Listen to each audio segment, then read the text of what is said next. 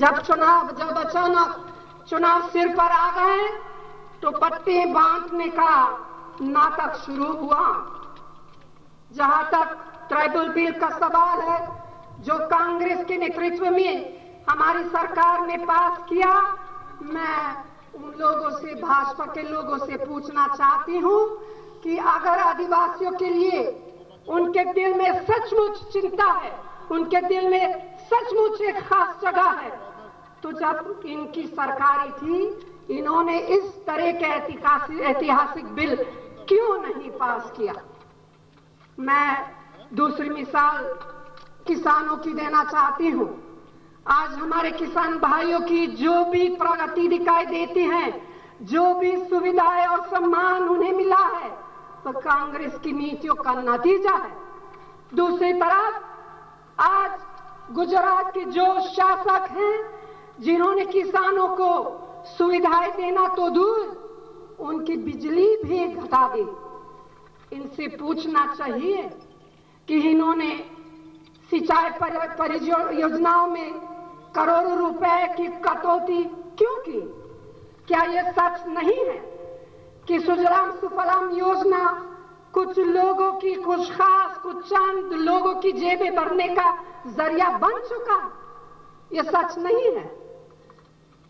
गांधी जी, नेहरू जी और सरदार पटेल जैसे नेता किसान को अन्नदाता मानते थे, मगर आज गुजरात में हुकूमत करने वाले किसानों को अपराधी मानते हैं, किसानों को अपराधी मानते हैं और उन पर मुकदमे बनाए जा रहे हैं। दूसरी तरफ केंद्र की यूपीए सरकार, प्रधानमंत्री डॉक्टर मनमोहन सिंह जी के नेतृत्व में किसानों को तमाम सुविधाएं देने के अलावा 7% की दर से कर्ज देने की योजना और 25,000 करोड़ रुपए की राष्ट्रीय कृषि विकास योजना भी बनाई।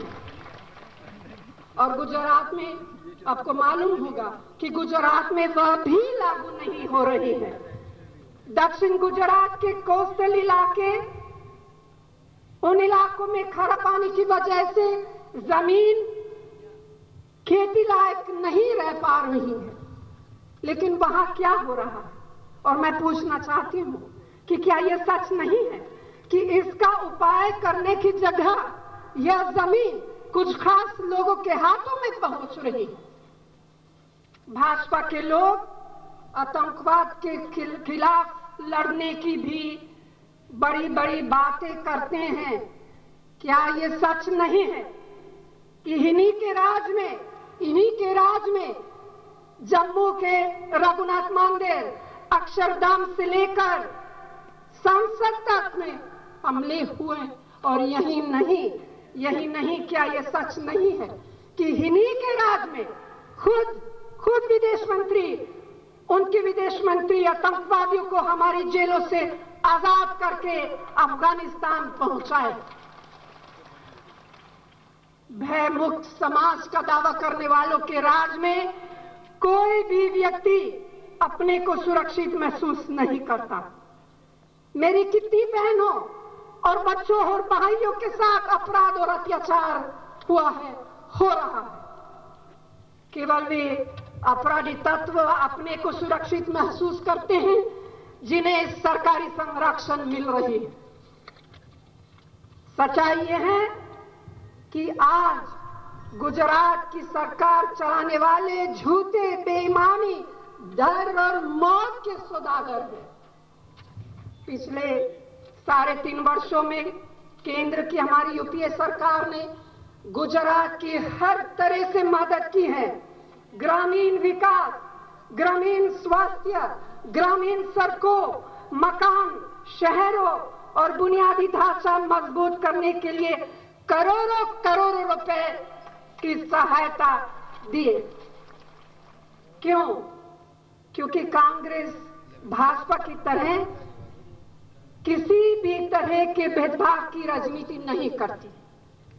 हम मानते हैं कि सरकारों के लिए सभी नागरिक अपनी संतान की तरह हैं, सबके साथ बराबरी का व्यवहार होना चाहिए। लेकिन ये सब मैं पूछना चाहती हूँ कि जितने पैसे केंद्र सरकार से यहाँ आए हैं, यहाँ दिए हैं, ये सब पैसे कहाँ खर्च हो रहा है? क्या उन तक पहुंच रहा है जिनके लिए दिया गया है? मुझे अच्छी तरह एहसास है कि आज गुजरात के लोग परिवर्तन के लिए बेचैन हैं।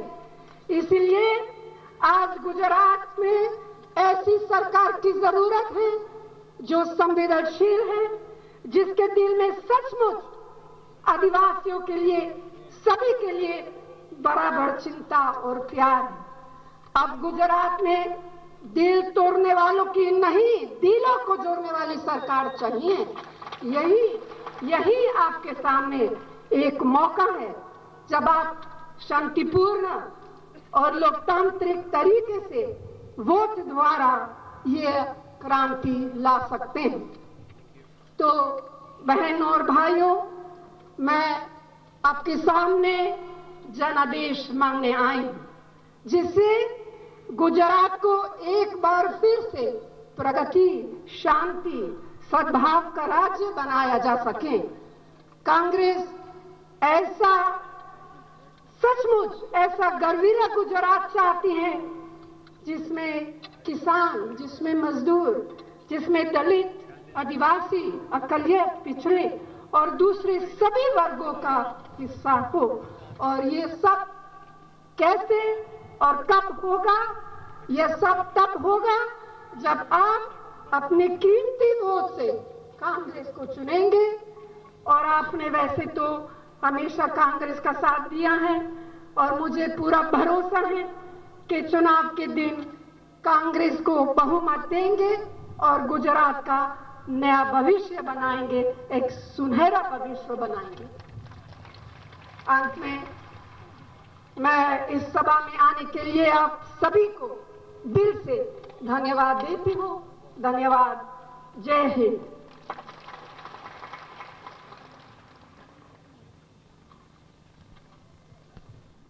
गुजरात में नवसारी में जनादेश मांगती हुई कांग्रेस के लिए कांग्रेस अध्यक्ष सोनिया गांधी। उन्होंने कहा कि ये किसी एक तबके की बात नहीं है, समाज के हर